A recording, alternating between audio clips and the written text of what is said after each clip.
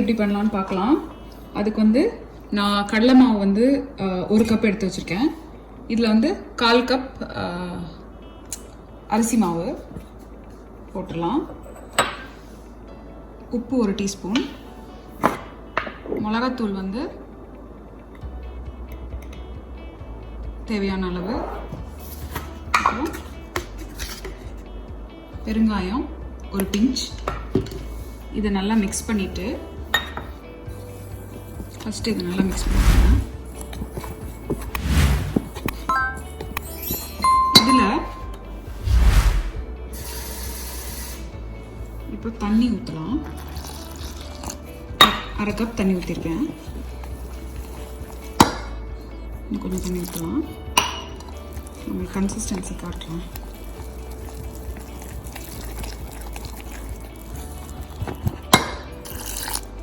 தேவைப்படப்பட கொஞ்சம் கொஞ்சமாக ஊற்றி மிக்ஸ் பண்ணுவேன்.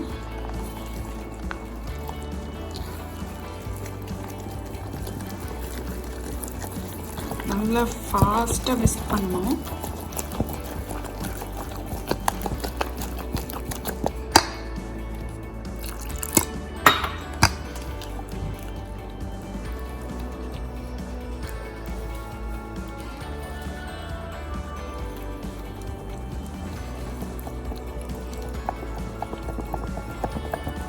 இப்போ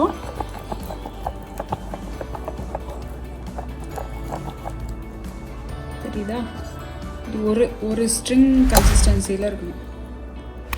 அப்போ தான் வந்து நம்ம வந்து வாழைக்காவோ எதை யூஸ் பண்ணுறோமோ, எதை போட போகிறோமோ, என்ன வெஜிடபிள் வேணால் நீங்கள் பஜ்ஜி போடலாம். கத்திரிக்காய், வெங்காயம், வாழைக்காய். இந்த டைமில் நீங்கள் வந்து இதை தொட்டு வாயில் வச்சு உப்பு பார்த்துக்கோங்க.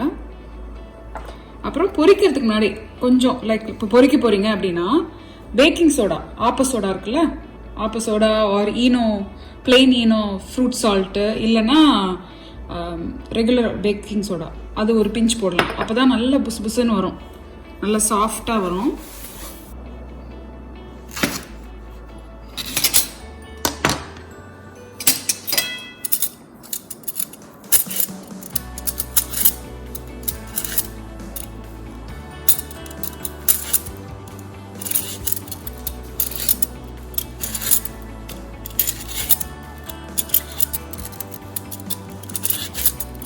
தோல் சீவிக்கோங்க.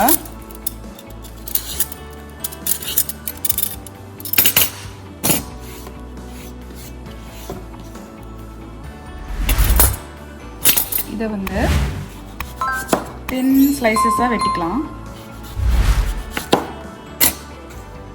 ஒரு மேண்டலினில் சீவிக்கோங்க. இது இருந்துச்சுன்னா, அப்படி மேண்டலின் இல்லைன்னா இந்த மாதிரி. இப்போ நான் பொரிக்க போகிறேன். இப்போ வந்து 1 பிஞ்ச் பேக்கிங் பவுடர் போட்டிருக்கேன், பேக்கிங் சோடா போட்டு நல்லா மிக்ஸ் பண்ணிடுறேன்.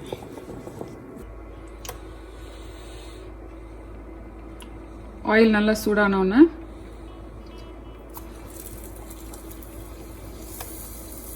இது மாதிரி முக்கி, திக்காக இருக்குது பாருங்கள் மாவு.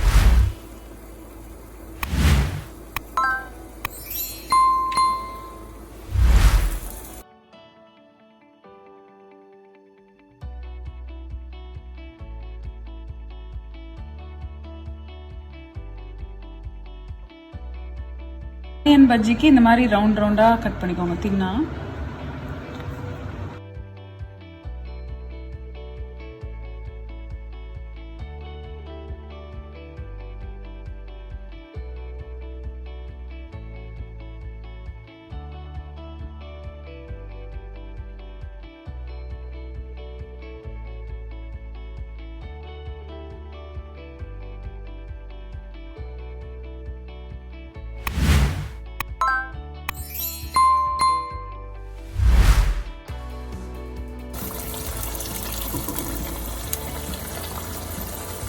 ஆனியன் பஜ்ஜி ரெடி ஆயிடுச்சு.